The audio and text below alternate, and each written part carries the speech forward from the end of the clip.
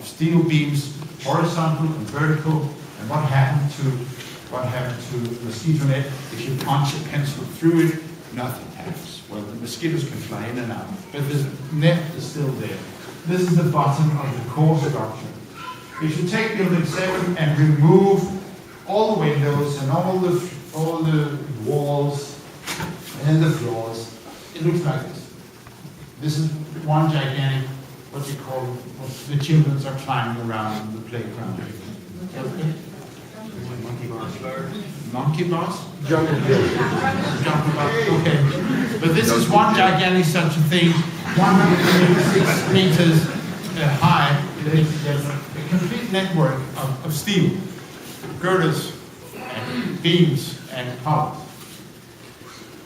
So the question that we should try to address is, why did this structure collapse? And the first place you could expect this question to be addressed was in the 9/11 Commission report coming out in 2004, parliamentary report. And here you see these 9 men, 1 woman, smiling to the photographer upon the release of the report. The collapse of Building 7 is not mentioned in the report at all. The building does occur, it is mentioned as some about Rudy Giuliani, he went in and out of the building. But the event, the collapse of the building, is simply not in this report. And when Thomas Keane was asked, the chairman of the commission, why didn't you mention the collapse of Building 7? He said, we did not consider it to be important. So we should not expect anything from that.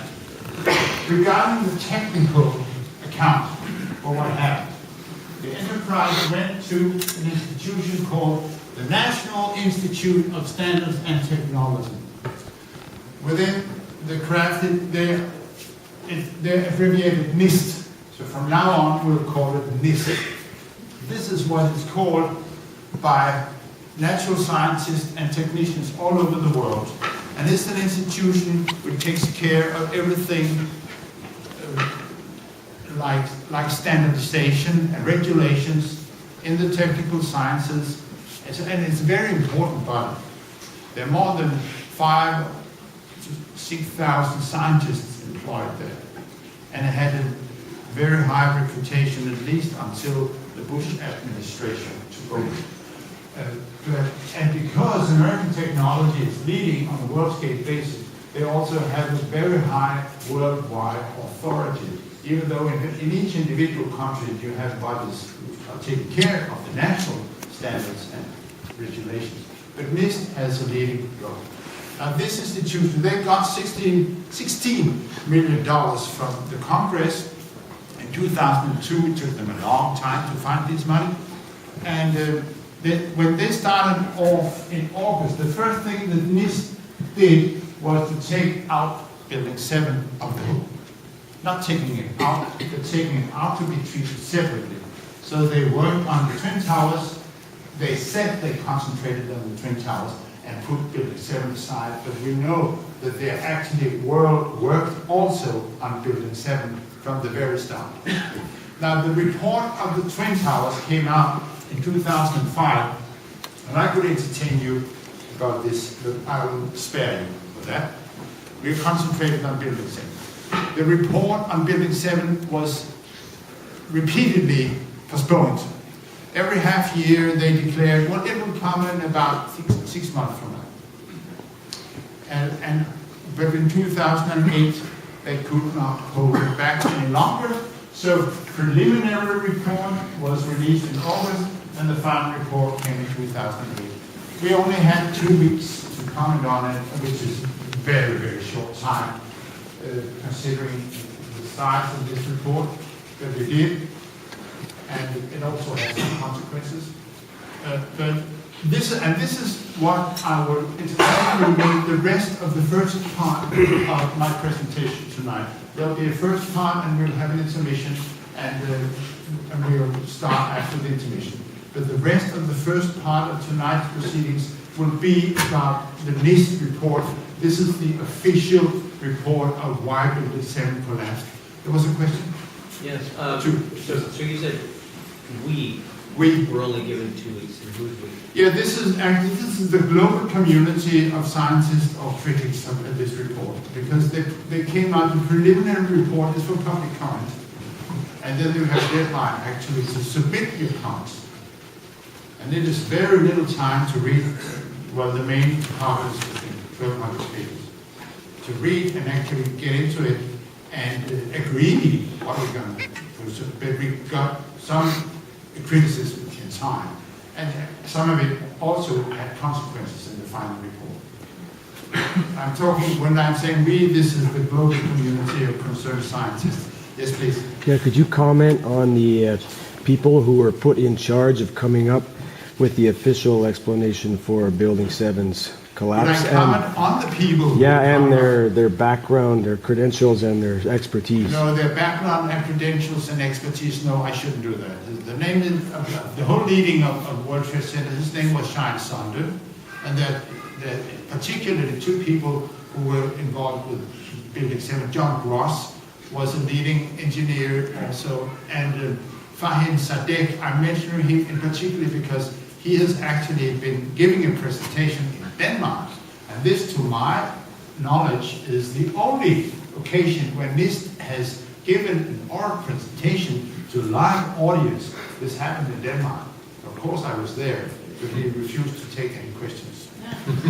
Yes? Yeah, because I heard that they've selected a handful of people who just happen to specialize in high-tech, top-secret military explosives. This is some inside information about the people actually who was on the board doing this investigation. I don't think I should comment on that. Oh, yeah.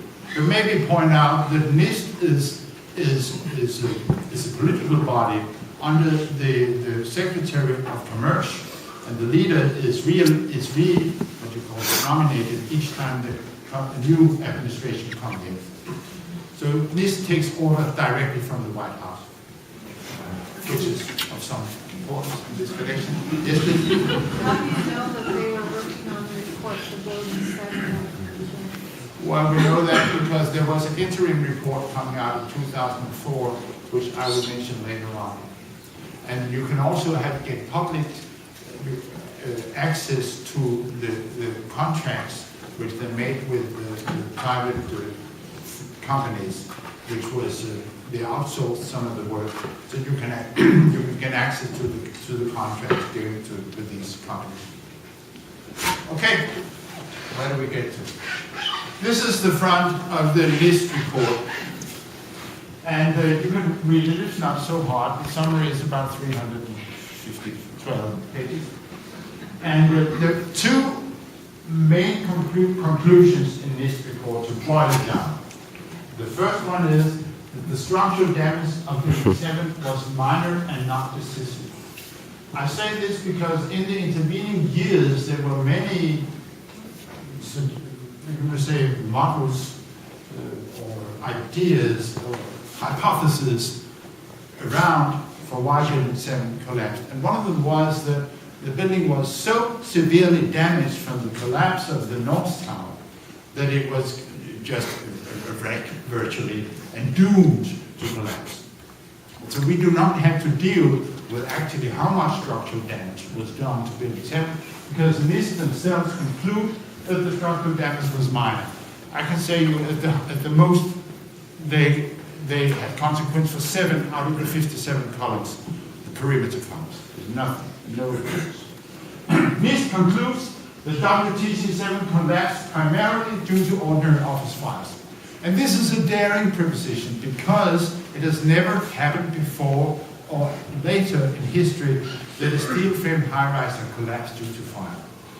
Natural science is based on experience, and already from that we could conclude that this is highly suspicious. And NIST knows that. They admit it openly. They know that they have a hard challenge today because there's been many fires. Let me mention a few.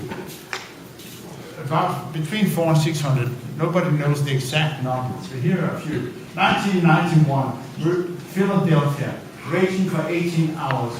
The building remained standing. 1988, a very famous fire in Los Angeles. Clear photos, out of control for 3.5 hours. I have read the summary of the fire report myself and can quote from them. There is no damage to the main structural members. And please note that there actually is a fire going on here. You'll understand what I'm reading later on here. This is from the Persian Gulf, where you see this high-rise. It's also burning quite vigorously. Caracas, Venezuela, it burned for 17 hours and 26 stories. The building remains standing. So NIST has a problem. We have to take a close look actually at which fire